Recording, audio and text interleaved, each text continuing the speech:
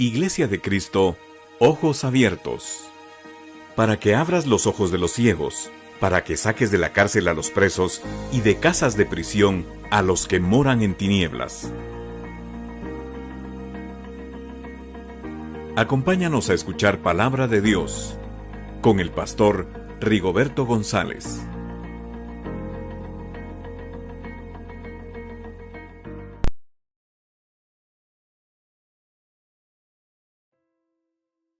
Queridos oyentes, gracias damos al cielo una vez más por tener la oportunidad de presentarnos de esta manera y de poder unirnos a través de estos medios. Gracias por la oportunidad que nos da de ingresar a sus hogares, a sus vidas, y especialmente porque la intención es llevar a ustedes la bendición que Dios ha preparado para cada uno de ustedes en este día. Nos sentimos contentos por ello, y en esta oportunidad pues el objetivo principal es unirnos alrededor de la palabra del Señor, que es lo más importante. La palabra de Dios es importante. Lo dijo: el cielo y la tierra pasarán, pero mis palabras no pasarán. O sea, por eso es que Dios ha utilizado el medio de comunicarse con nosotros y con las razas humanas a través de su palabra. Así que hacemos bien en ponerle atención, y todo el tiempo, pero especialmente en este día en que tratamos de meternos a fondo, a profundidad con la palabra de Dios, dejando que ella nos hable en lo más que se pueda. Por eso tenemos la ayuda del departamento de producción, que nos lee los textos para que usted también pueda enterarse de lo que Dios ha dicho. Así que vamos a hacer una oración en esta hora para empezar nuestro estudio bíblico. Padre, te damos gracias en una oportunidad más que nos brinda de poder, Señor, estudiar tu palabra, de poder acercarnos a través de tu palabra. Gracias, Señor, porque es un regalo del cielo que nos la hayas dejado. Señor, te pedimos que nos ayudes a estudiarla, a escudriñarla, a aprenderla, pero especialmente a ponerla en práctica, porque ese es el verdadero objetivo. Las instrucciones que nos diste fueron para que nosotros cambiáramos nuestra forma de vida, para que nuestro destino y nuestro caminar cambiaran en esta tierra. Ayúdanos a entender esa cabalidad para bien nuestro y de los que nos escuchan y de los que nos miran, Padre. En el nombre de Jesús te damos las gracias. Rogamos el magisterio de tu Espíritu Santo que venga a ayudarnos para poder exponerla, pero también que ayudes a los que han de escucharla, Señor, y a los que han de poner atención para que pueda llegar el consejo adecuado como tú lo estás enviando. Dependemos totalmente de ti, nos sentimos contentos por ello, porque entonces estamos bien asegurados.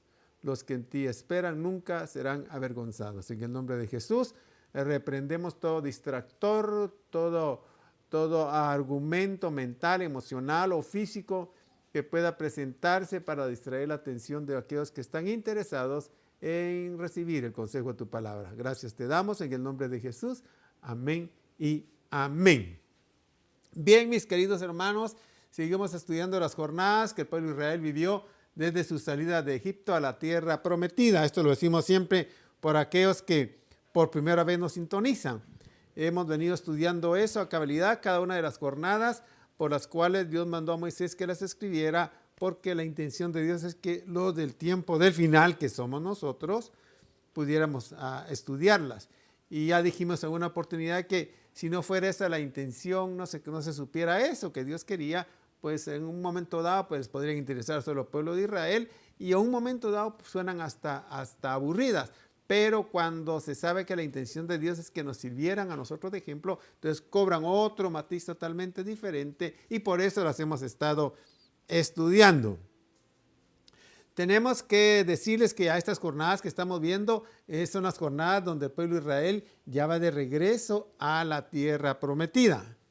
Debemos de recordar que en la primera incursión que el pueblo de Israel hizo a las fronteras de la tierra prometida, el pueblo de Israel murmuró contra Moisés y contra Dios, incluso señalando como que Dios los había engañado, pues no los había llevado a lo que Dios les había dicho, a una tierra prometida que fluía leche y miel, sino que los había llevado para ser entregados en las manos de sus enemigos.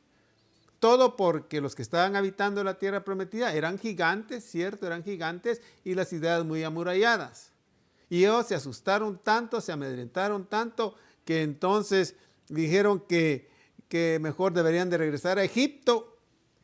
y hasta estaban buscando un líder para regresar a Egipto. Así que acusando a Dios de que los había traído para que ellos, sus mujeres y sus hijos, fueran muertos o tomados prisioneros con los enemigos que estaban en esa tierra. Esto lo vimos nosotros y lo encontramos en Números 14, versos del 1 al 4. Entonces toda la congregación levantó la voz y clamó, y el pueblo lloró aquella noche. Y murmuraron contra Moisés y a Aarón todos los hijos de Israel. Y les dijo toda la congregación: ojalá hubiéramos muerto en la tierra de Egipto. Oiga. Ojalá hubiéramos muerto en este desierto. ¿Y por qué nos trae el Señor a esta tierra para caer a espada? Oiga esto. Nuestras mujeres y nuestros hijos vendrán a ser presa. ¿No sería mejor que nos volviéramos a Egipto? Y se decían unos a otros: nombremos un jefe y volvamos a Egipto. Dios, por esta actitud que tuvo el pueblo de Israel, se desagradó tanto que le dijo a Moisés que regresaran al desierto, a caminar por él hasta que la generación que lo había afrentado muriera. Porque ellos ya no iban a heredar la tierra que Dios había prometido a sus padres, Abraham, Isaac y Jacob. Lo encontramos en Números 14, versos 22 al 25. Ciertamente todos los que han visto mi gloria y las señales que hice en Egipto y en el desierto, oiga, y que me han puesto a prueba estas 10 veces y no han oído mi voz, no verán la tierra que juré a sus padres, oiga, ni la verá ninguno de los que me desdeñaron, pero a mi siervo Caleb, porque ha habido en él un espíritu distinto y me ha seguido plenamente, lo introduciré a la tierra donde entró y su descendencia tomará posesión de ella. Ahora bien, los amalecitas y los cananeos moran en los valles. oiga, Mañana volveos y partid para el desierto, camino del Mar Rojo. ya que no quisieron entrar a la tierra prometida y vinieron y blasfemaron literalmente contra Dios, diciendo que los había llevado para matarlos ahí. Dios dijo: ninguno de esos que blasfemaron va a entrar a la tierra prometida, regrésense al desierto otra vez. Y Dios estableció que la nueva generación sería la que tomaría posesión de la tierra. Así que Israel anduvo por el desierto todo el tiempo necesario hasta que la generación vieja muriera. Esto tardó más o menos 40 años. Los únicos de la generación vieja que habían salido de Egipto que iban a entrar a la tierra prometida serían Josué y Caleb, pues fueron los únicos que le creyeron a Dios, que fue en lo que Dios les había prometido. Números 14, 28 al 32. Diles: vivo yo, declara el Señor, que tal como habéis hablado a mis oídos, así haré yo con vosotros. En este desierto caerán vuestros cadáveres, Oiga, todos vuestros enumerados, de todos los contados de 20 años arriba que han murmurado contra mí. De cierto que vosotros no entraréis en la tierra en la cual juré estableceros, excepto Caleb, hijo de Jefone, y Josué, hijo de Nun. Sin embargo, vuestros pequeños, de quienes dijisteis que serían presa del enemigo, a ellos los introduciré y conocerán la tierra que vosotros habéis despreciado. Pero en cuanto a vosotros, vuestros cadáveres caerán en este desierto. En ese desierto. Ellos se buscaron eso por haber afrentado el nombre de Dios. Ahora nos toca ver en esta jornada, la jornada número 41, donde el pueblo de Israel llegó al lugar denominado Abarim, que es un lugar de montañas altas. A la par tiene el monte Nebo, que quedan enfrente de la tierra prometida. Números 33, 47. Partieron de Almón Diblataim y acamparon en los montes de Abarim frente a Nebo. Como estos montes estaban frente a la tierra prometida y eran montes altos, desde ahí se miraba la tierra prometida. Entonces Dios le dice a Moisés: sube al monte para que veas la tierra de la cual le había hablado, que le va a dar en heredad al pueblo de Israel. Números 17, 12. 27:12. Entonces el Señor dijo a Moisés: sube a este monte Abarim y mira la tierra que yo he dado a los hijos de Israel. Qué lindo, qué maravilloso es poder ver materialmente las promesas de Dios cristalizadas. Verlas. Pues mientras no se miran, lo único que le queda a los hijos de Dios es creer, es usar la fe, que es el caminar que todo hijo de Dios está haciendo ahora en esta época.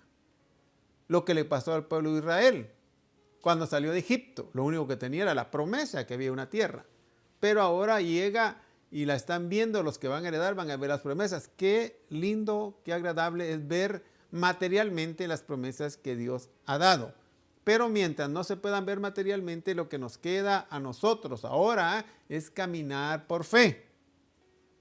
Y eso es lo que estamos haciendo ahora, lo dijo claro el apóstol Pablo en la segunda epístola a los Corintios, capítulo 5, versos 6 y 7.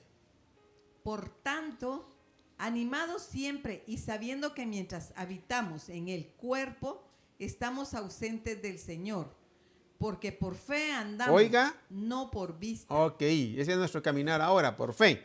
Aquí en este lugar al que llegó el pueblo de Israel, quedaban entre otros montes el monte Abarim, ya lo dijimos, que fue el monte que Dios le dijo a Moisés que subiera para poder ver la tierra prometida, para que Moisés viera la tierra, ya que no iba a poder ingresar a ella, por lo que había ocurrido en las aguas de la peña de Horeb. Esto lo narra Números capítulo 27, versos 13 y 14. Y cuando la hayas visto, tú también te reunirás a tu pueblo, como se reunió tu hermano Aarón, porque cuando os rebelasteis contra mi mandamiento en el desierto de Sin, durante la contienda de la congregación, debisteis santificarme en las aguas ante sus ojos. Esas son las aguas de Meriba, de Cades en el desierto de Sin. Con Dios es posible ver materializadas las promesas. Siempre, oiga, y cuando se suba al monte de Dios, desde donde se pueden ver las cosas futuras que por la fe se poseerán. Conocer el futuro es un interrogante que a toda la gente le interesa. Por eso mira usted que mucha gente consulta a los brujos, a los hechiceros, porque están interesados en ver el futuro, lo que viene. Pero los únicos que tienen ese privilegio de estar y de saber lo que viene en el futuro y las promesas que les han dado son los hijos de Dios, nosotros. Porque Dios se los da a conocer a través de sus ministros. Esto lo dice Amós 3:7. Ciertamente el Señor Dios no hace nada sin revelar su secreto a sus siervos los profetas. Ahí está. Nada más a los hijos de Él Dios le da a conocer el futuro. Los otros tienen que conformarse con lo que les dicen sin saber si es cierto o no, o con los que escuchan, y la mayoría ni sabe qué es lo que viene. Pero nosotros los hijos de Dios tenemos ese alto privilegio de poder saber lo que las promesas que Dios nos va a dar y lo que viene en el futuro. Fíjese que eso de subir al monte en la Biblia, cuando se narra de eso, siempre está haciendo referencia a acercarse a Dios y a las cosas de Dios. Por ejemplo, cuando Moisés subió al monte Sinaí, además de haberle mostrado el tabernáculo que iba a tener que construir aquí en esta tierra, Dios, al llamarlo al monte, lo llamó porque le iba a entregar las leyes y los mandamientos que le iban a servir al pueblo de Israel para conducirse y tener esa relación con Dios, con los semejantes. Esto lo deja claro Éxodo 24, versos 12 al 18. Y el Señor dijo a Moisés: Oiga, sube hasta mí al monte y espera allí, y te daré las tablas de piedra con la ley y los mandamientos que he escrito para instrucción de ellos. Y se levantó Moisés con Josué su ayudante, y subió Moisés al monte de Dios. Así es. Y dijo a los ancianos: esperadnos aquí hasta que volvamos a vosotros. Y he aquí, Aarón y Hur están con vosotros. El que tenga algún asunto legal, acuda a ellos. Entonces subió Moisés al monte. ¿Al monte? Y la nube cubrió el monte. Sí. Y la gloria del Señor reposó sobre el monte Sinaí, y la nube lo cubrió por 6 días. Y al 7º día Dios llamó a Moisés de en medio de la nube. Oiga esto. A los ojos de los hijos de Israel, la apariencia de la gloria del Señor era como un fuego consumidor sobre la cumbre del monte. Y entró Moisés en medio de la nube y subió al monte, y estuvo Moisés en el monte 40 días y 40 noches. Dios le da mucha importancia a eso de los montes en la Biblia. Siempre que alguien iba a buscar a Dios, siempre que se iba a acercar a Dios, Dios utilizaba los montes para hablarle al pueblo. Desde ahí le hablaba al pueblo. Por eso es muy significativo lo que se menciona del monte Sinaí, pero hay muchos montes que Dios utilizó para hablarle al pueblo también. Porque, insisto una vez más, en términos bíblicos, cuando uno decide subir a un monte, siempre está refiriéndose a buscar a Dios y acercarse a Dios. Y donde Dios va a revelar sus secretos, sus misterios a aquellos que lo buscan. Fíjese que, por ejemplo, otro ejemplo es el profeta Elías, cuando se enfrentó a los profetas de Baal. Por mandato divino, lo hizo en el monte Carmelo, que fue cuando su oración fue contestada con fuego del cielo y consumió la ofrenda que habían puesto sobre el altar, dejando en ridículo a los profetas de Baal, los quienes no pudieron hacer descender fuego con su Dios. Esto está en Primera de Reyes, capítulo 18, versos 20 al 23, y el mismo capítulo, versos 36 al 38. Acab envió mensaje a todos los hijos de Israel y reunió a los profetas en el monte Carmelo. Elías se acercó a todo el pueblo y dijo: ¿hasta cuándo vacilaréis entre dos opiniones? Si el Señor es Dios, seguidle, y si Baal, seguidle a él. Pero el pueblo no le respondió ni una palabra. Entonces Elías dijo al pueblo: solo yo he quedado como profeta del Señor, pero los profetas de Baal son 450 hombres. Que nos den pues 2 novillos, que escojan un novillo para ellos y lo despedacen y lo coloquen sobre la leña, pero que no le pongan fuego debajo. Y yo prepararé el otro novillo y lo colocaré sobre la leña y no le pondré fuego. Y sucedió que a la hora de ofrecerse el sacrificio de la tarde, el profeta Elías se acercó y dijo: Oiga, oh Señor, Dios de Abraham, de Isaac y de Israel, que se sepa hoy que tú eres Dios en Israel y que yo soy tu siervo y que he hecho todas estas cosas por palabra tuya. así es. Respóndeme, oh Señor, respóndeme, para que este pueblo sepa que tú, oh Señor, eres Dios y que has hecho volver sus corazones.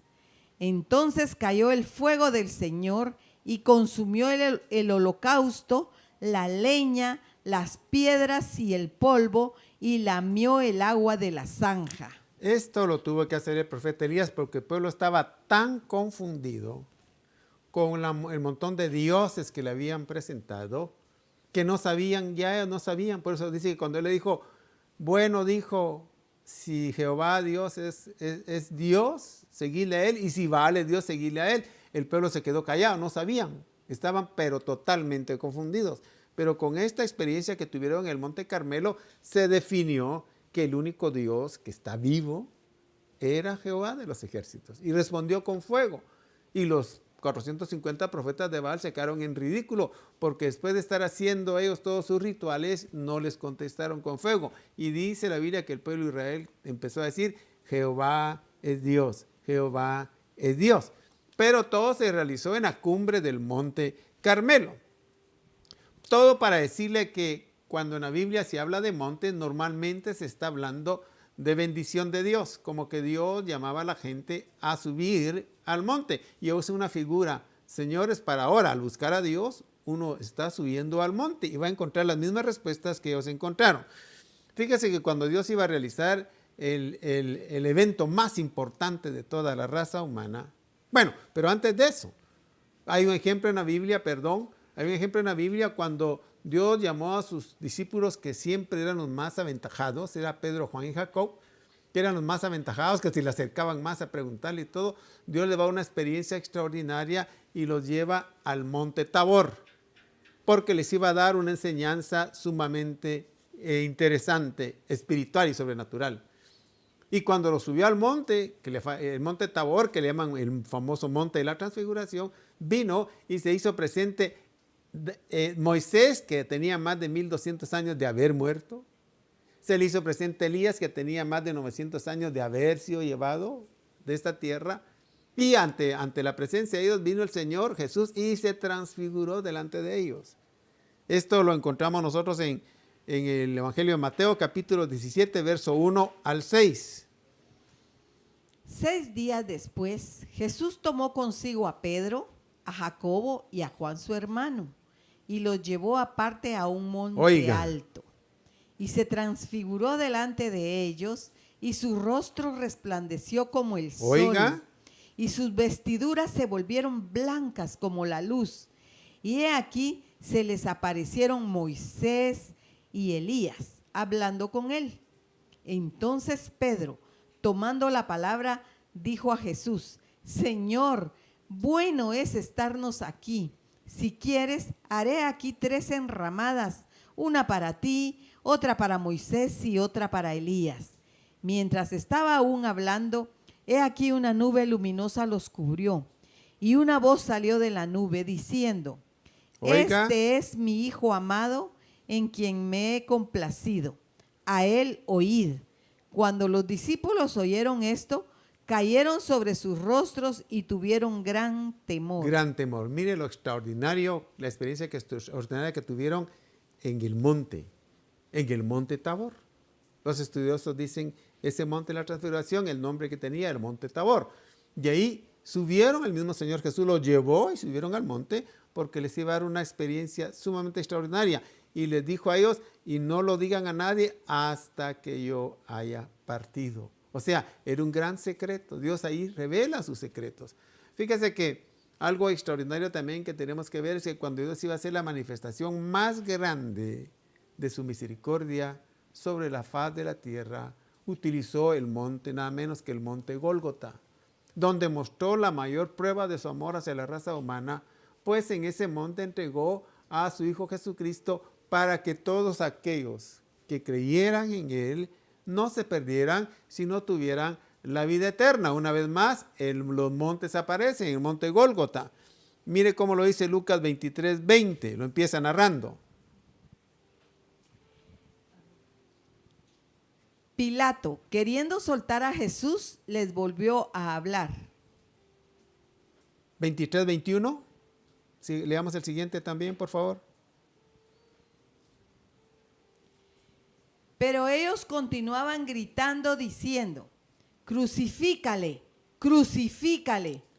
Mírelo. Sí, ya terminamos con el 21, sigue. Ahí está. Bueno, ahora nos vamos a Mateo 27, 32, 33. Y cuando salían, hallaron a un hombre de Cirene llamado Simón, al cual obligaron a que llevara la cruz. Cuando llegaron a un lugar llamado Gólgota, que significa lugar de la calavera. Continuemos con lo que dice Juan 19, 28, 30. Después de esto, sabiendo Jesús que todo se había ya consumado, para que se cumpliera la escritura, dijo: tengo sed.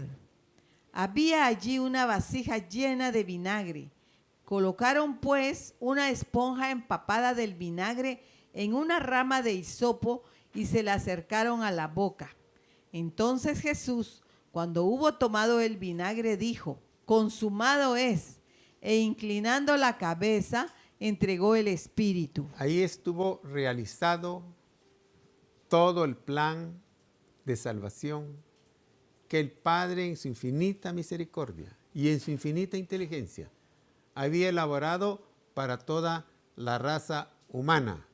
Y siendo tan importante, no es casualidad que lo haya llevado a la ejecución a un monte, al monte Gólgota. Otros le llaman el monte del Calvario o el monte de la calavera, pero es el mismo que está enfrente de la ciudad de Jerusalén. Ahí lo ejecutaron y se llevó a cabo el plan de salvación que tanto hemos estado predicando. Bueno, no nosotros, miles de ministros han estado predicando y millones de gente se han acogido a ese plan de salvación. El máximo evento sobre la faz de la tierra se llevó a cabo sobre un monte. Eso tiene que gritar algo. Y es que los montes eran importantes para Dios. Bueno, señores, miremos cómo lo narra el final de eso que ocurrió en el monte Gólgota en el libro del Evangelio de Lucas, capítulo 23, verso 44 al 46. Era ya como la hora sexta, cuando descendieron tinieblas sobre la tierra hasta la hora novena. Al eclipsarse el sol, el velo del templo se rasgó en dos, y Jesús, clamando a gran voz, dijo: Padre, en tus manos encomiendo mi espíritu. Y habiendo dicho esto, expiró. Terminó todo el plan. Su muerte sellaba todo el plan de salvación. Todo esto se llevó a cabo en un monte, en el monte Gólgota. Pero no solo es eso. Cuando Jesús, fíjese qué interesante, cuando Jesús, después de resucitado y presentarse durante 40 días a sus discípulos, dándoles pruebas indubitables de que había resucitado, eso les estaba gritando a ellos algo, les estaba gritando que lo que él había venido a hacer, el sacrificio del Calvario, tenía efecto. ¿Cuándo tenía efecto? Cuando uno partía después de la muerte. Eso venía a gritar que si él había resucitado, que si la muerte no había tenido efecto sobre él, sobre todos aquellos que se acogieran al plan de salvación, tampoco tendría efecto sobre ellos. De tal manera que para el Hijo de Dios, oiga esto, para el Hijo de Dios que se ha cobijado bajo el sacrificio del Calvario, que ha aceptado a Jesucristo como Salvador, no existe la muerte como tal. Ya no existe, no es cierto. El engaño en que nos ha metido el sistema y lamentablemente la falta de conocimiento y de conciencia, si usted quiere, la ciencia cierta de la realidad, es que a veces se atemoriza mucho el Hijo de Dios, pero la verdad es que para el Hijo de Dios ya no existe la muerte. El que está agarrado del sacrificio del Calvario y no se suelta la muerte ya no existe. Jesús vino a demostrarlo. Después de haber muerto, aparece a ellos vivos por 40 días. Y le decía, no soy fantasma, tóquenme, soy carne y soy hueso.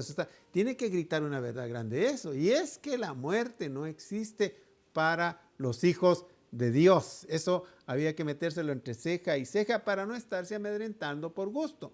Porque muchos lloran, se preocupan, se angustian de que van a morir sin saber que para ellos ya no existe la muerte. Entonces, esas angustias y esos temores y esos tormentos y esas noches de insomnio que sufren muchos son por gusto. Si son hijos de Dios y están bien amarrados, agarrados de la mano de Dios, del sacrificio del Calvario, la muerte ya no existe para los hijos de Dios. Ya no, la verdad es que no deberíamos de tener temor a la muerte, pero bueno, hay que ministrársela. Ya no hay muerte para los hijos de Dios. Es un engaño del diablo. Jesús vino a quitarle las llaves al diablo y a la muerte. Le quitó las llaves. Dice que la muerte por el castigo, por el susto a la muerte es que el diablo nos tenía esclavizados, pero él al resucitar le quitó las llaves. Y el diablo ya no tiene por qué hacernos daño a nosotros. No nos va a hacer daño. Si creemos en Cristo Jesús, no nos va a hacer daño. Ya tenemos vida eterna. Por eso el apóstol San Pablo, hablando de la muerte, ya no se refería a ella como algo que va a tétrico como lo hace el mundo. Ellos sí tienen que tener miedo a la muerte, como la que tiene. Pero nosotros los hijos de Dios somos lentos. Tenemos el mismo miedo que ellos tienen sin saber que para nosotros la cosa es diferente. Y perdón que haga énfasis en esto, pero es cierto. Para nosotros no hay muerte. El apóstol San Pablo, hablando ya de la muerte, dice dormir. Ya no habla de la muerte, sino habla de dormir. Es tan interesante esto que él tuvo la revelación de que esto era tan cierto que él hasta pudo decir, para mí el vivir es Cristo y el morir es ganancia. Si acaso hablamos de la muerte, tenemos que hablar que es ganancia, pero la gente se angustia, la gente se atormenta porque piensa que está perdiendo algo, sin saber que para los hijos de Dios la muerte significa ganar. ¿Por qué ganar? porque la mejor vida es para ellos. Yo para que salgamos del engaño en que el diablo nos ha metido.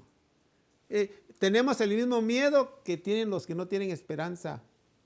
No es correcto eso. La muerte para nosotros, los hijos de Dios, ya no existe. Y damos gracias al cielo. Y entre más aprendamos esto, nosotros vamos a vivir mejor. Bueno, es mucho más fácil. Por ejemplo, para esta enfermedad o esta contaminación que se está dando con el COVID, ya se sabe que el objetivo era crear pánico. La verdadera pandemia fue el pánico que crearon. Bueno, ya se sabe que la persona que es contagiada con COVID, que no tiene pánico, ya tiene el 50% casi resuelto de su problema. Todo lo demás lo van a arreglar los otros medios que va a suministrarle, pero lo básico es no tener pánico, no tener miedo. Y si eres, estoy hablando en términos generales normales, si eres hijo de Dios, con mayor razón.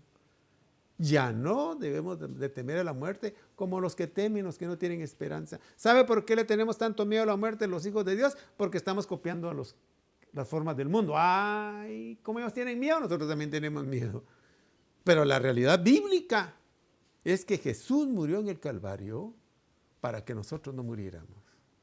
Y así de fácil, nuestra vida comienza mejor cuando partimos de esta tierra.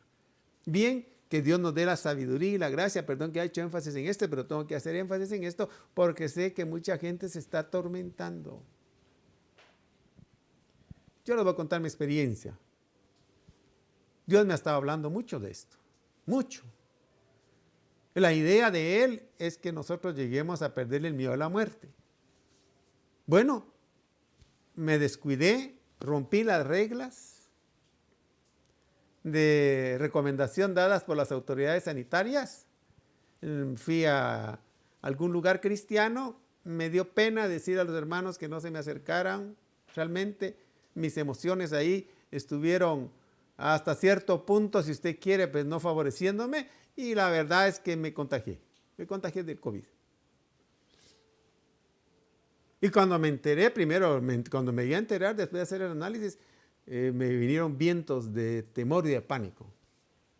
Y Dios me habló y me dijo, una de esas madrugadas, acuérdate que para ti no existe la muerte. El alma y el espíritu no mueren.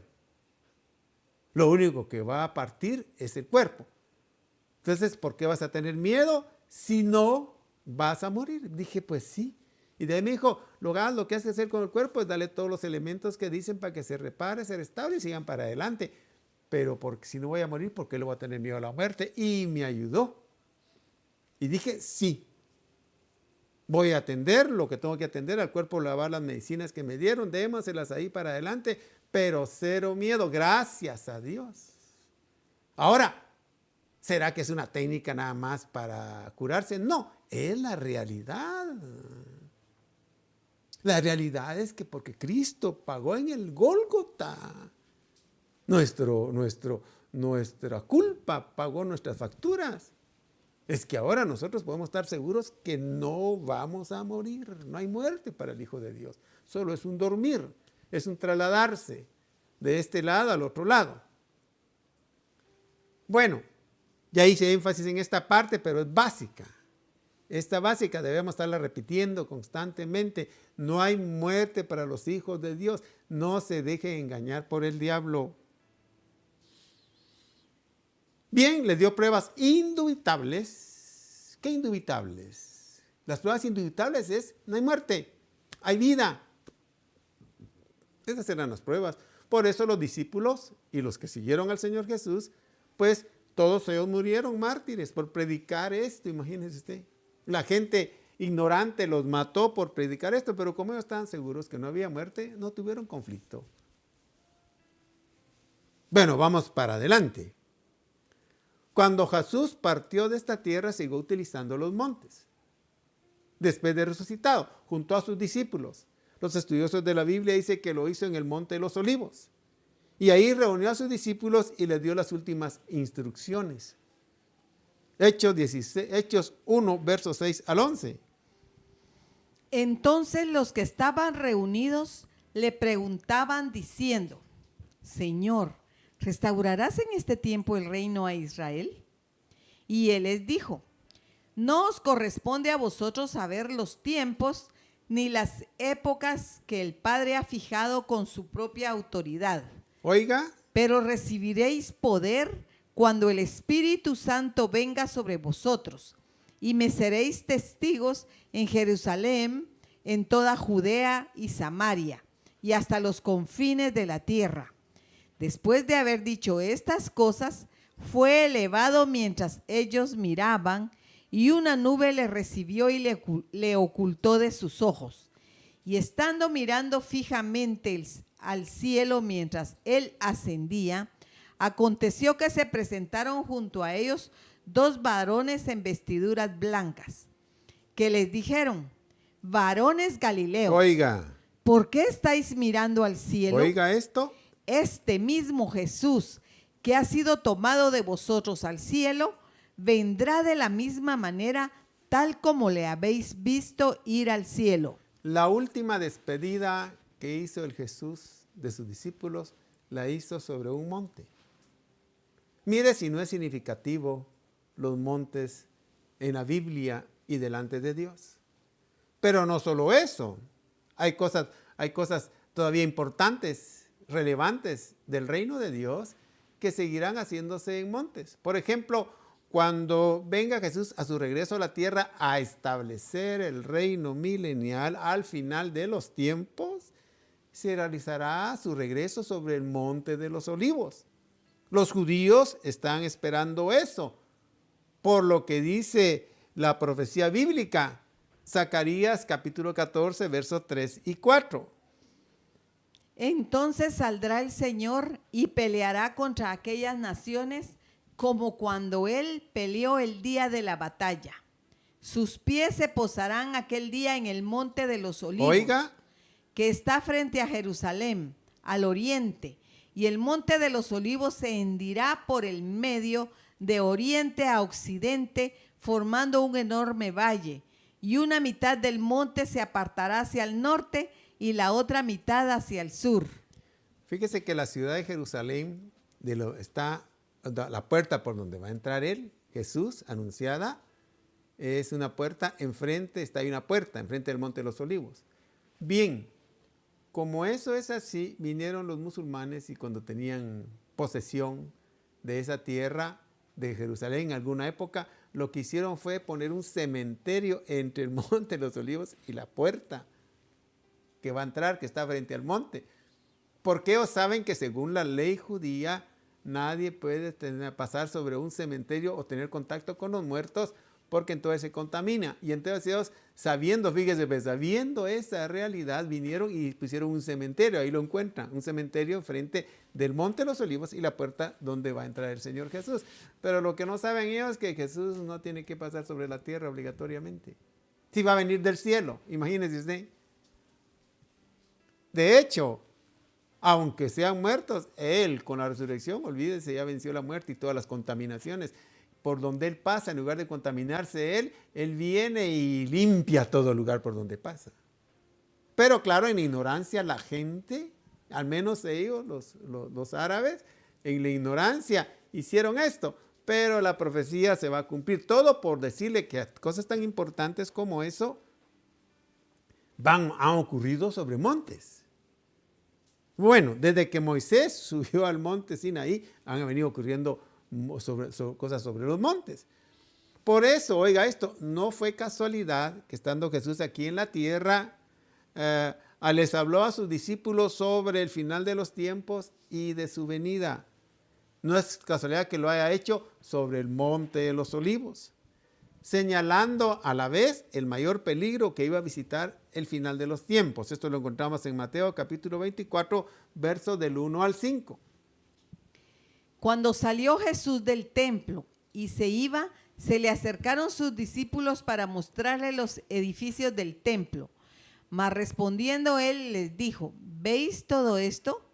En verdad os digo, no quedará aquí piedra sobre piedra que no sea derribada.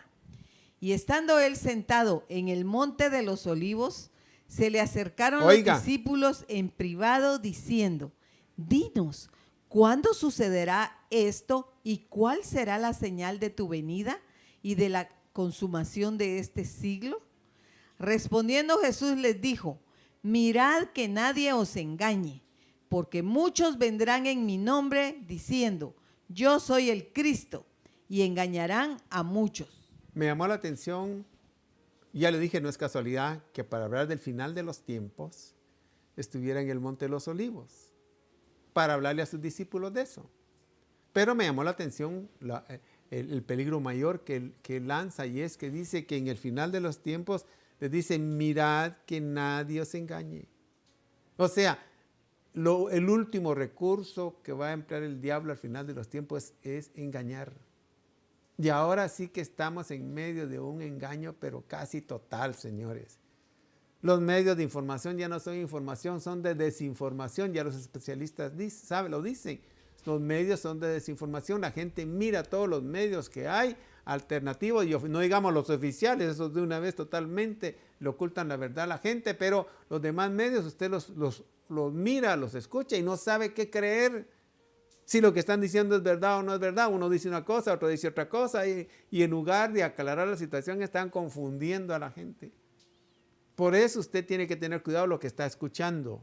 Y qué bueno que está escuchando las enseñanzas que salen de la palabra de Dios, porque esta es la verdad. Esto es lo que muestra el camino, lo que viene en el futuro, lo que va a acontecer, las promesas que Dios nos ha dado. Subir al monte significa hacer la voluntad de Dios ahora y acercarse a Dios. Si la gente no lo está haciendo, la están engañando. Él dijo, el final del mirad que nadie os engañe, porque vendrán muchos engañadores, muchas formas, muchos métodos, y ahora sí que hay muchos distractores que el diablo ha lanzado para engañar a la gente, con tal de que no busquen a Dios. Y estoy hablando no solo de la gente del mundo, del mismo pueblo cristiano se están dejando engañar. No se acercan a Dios, no buscan a Dios. Y como miran que los demás no lo buscan, ellos tampoco lo hacen, se están dejando engañar. Subir al monte significa hacer la voluntad de Dios y acercarse al Señor, en este tiempo. Nadie va a ir a buscar un monte físicamente hablando. Ahora, aquello solo era figura de lo que ocurre ahora espiritualmente. Pero no se puede negar, hermanos, mis queridos oyentes, que las personas que se acercan a Dios buscándole constantemente logran ver literalmente las promesas que Dios ha ofrecido. Y también logra ver el futuro de lo que viene.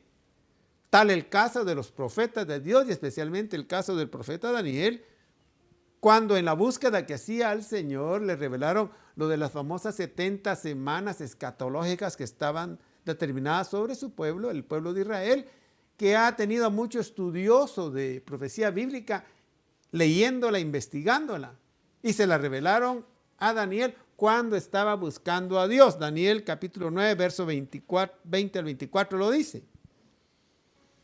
Aún estaba yo hablando, orando y Oiga, confesando mi pecado y el pecado de mi pueblo Israel, y presentando mi súplica delante del Señor mi Dios por el santo monte de mi Dios.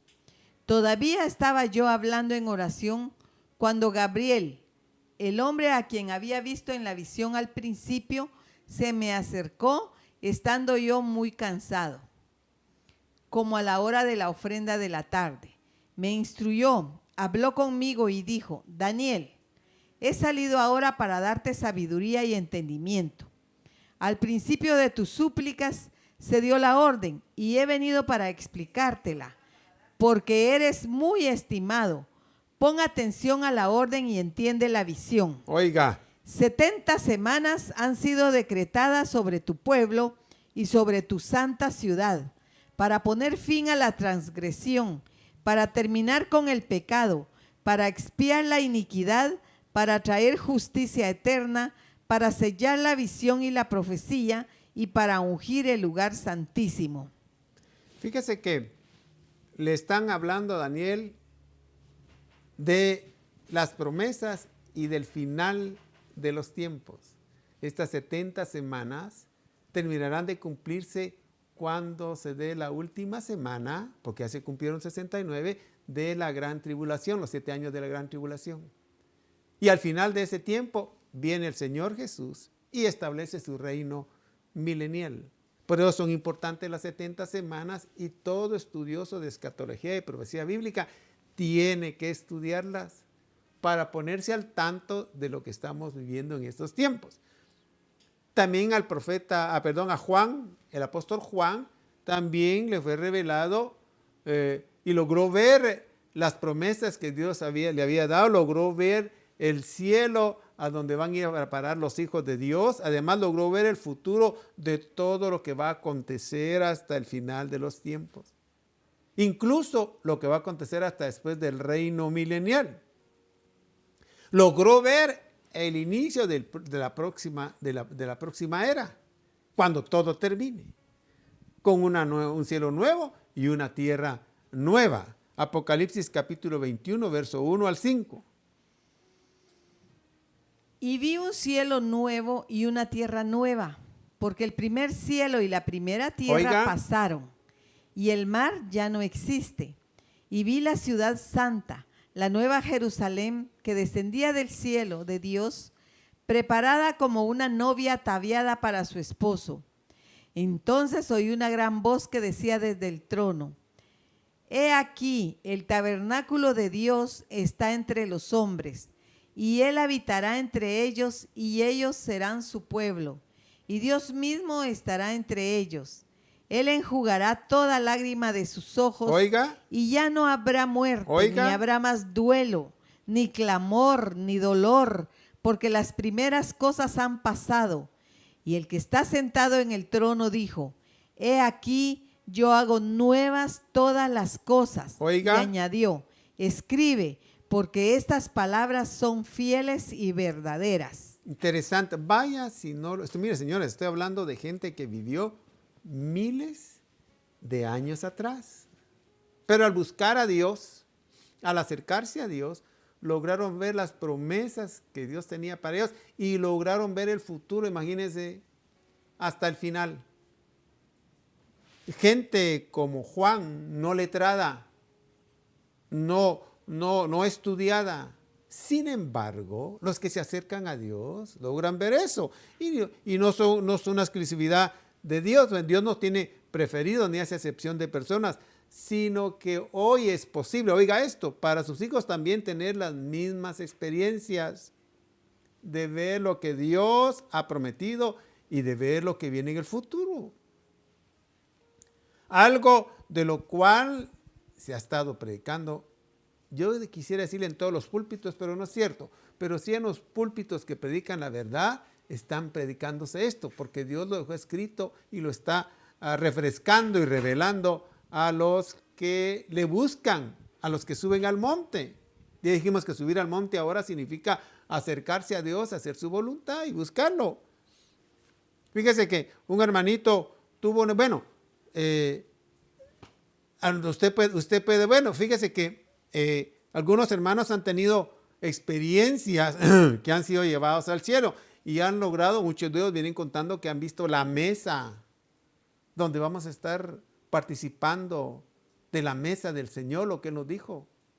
Lo prometió en la última cena, dijo: ya no beberé más de este jugo de la vid, sino cuando lo beba en el reino de mi Padre. La primera, allá nos van a recibir con una cena. Ellos han visto la mesa, dice, ya está preparada para llevar a cabo el evento. Otros han visto la ciudad celestial, estoy hablando gente del siglo XXI. Otros han visto la herencia que les va a tocar a ellos, las vestiduras que les van a dar para ponérselas, los jardines celestiales, el mar de cristal que está frente al trono de Dios. Han visto el río de la vida que sale del trono de Dios, han visto el árbol de la vida. Uno de ellos hasta probó del fruto. Y han visto las calles y la plaza de oro.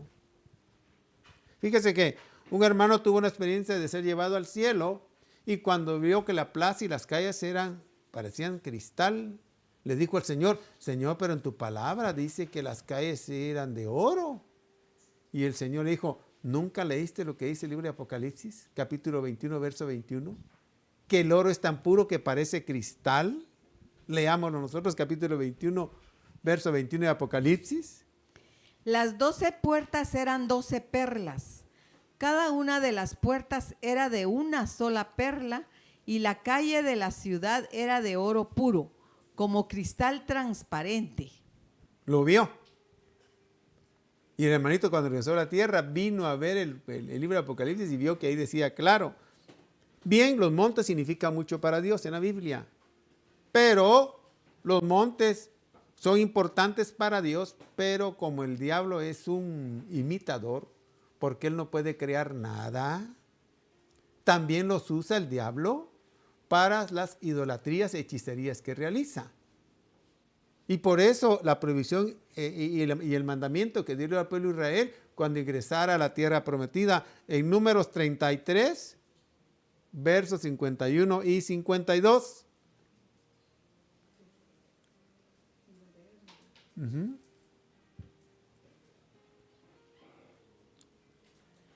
Habla a los hijos de Israel y diles: Oiga, cuando crucéis el Jordán a la tierra de Canaán, expulsaréis a todos los habitantes de la tierra delante de vosotros, oiga, y destruiréis todas sus piedras grabadas, y destruiréis todas sus imágenes fundidas, y demoleréis todos sus lugares altos. oiga, mire cómo le dice esta versión.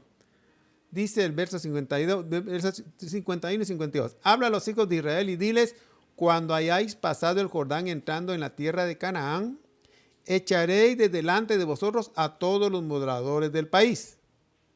Y vas a destruir todos sus ídolos de piedra y todas sus imágenes de fundición.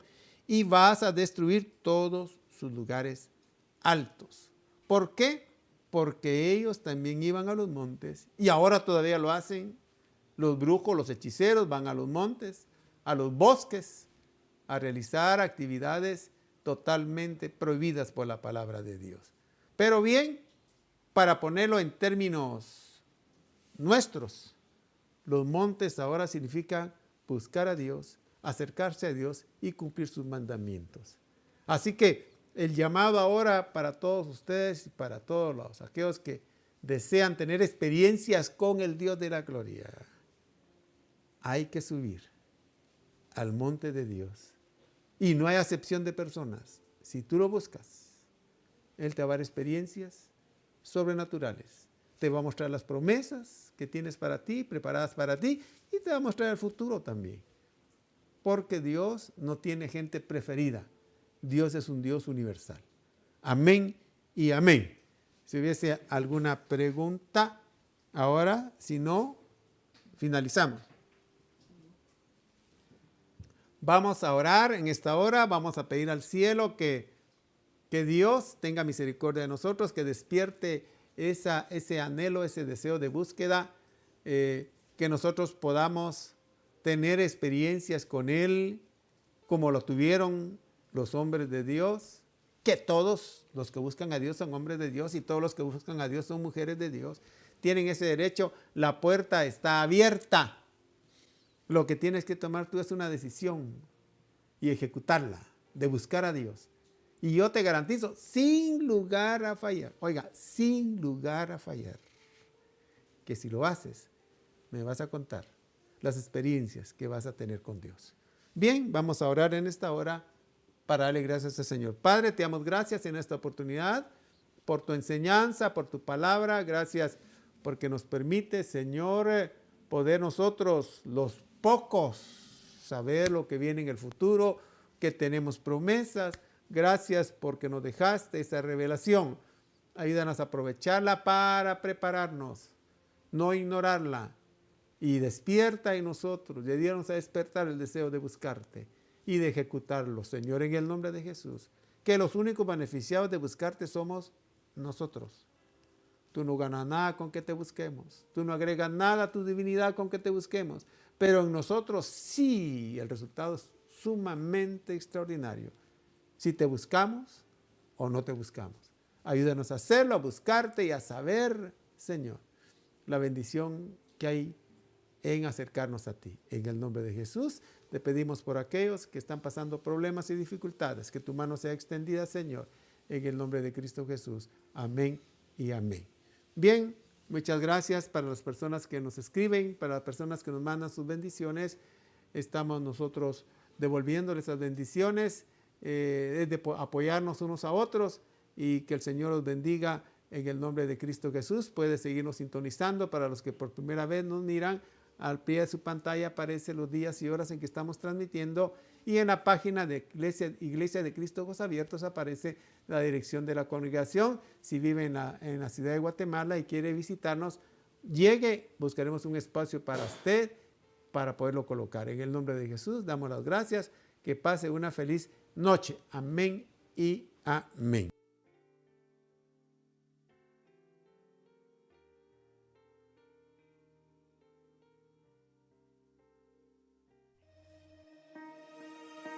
Iglesia de Cristo, Ojos Abiertos. Para que abras los ojos de los ciegos, para que saques de la cárcel a los presos y de casas de prisión a los que moran en tinieblas. Acompáñanos en nuestra próxima transmisión.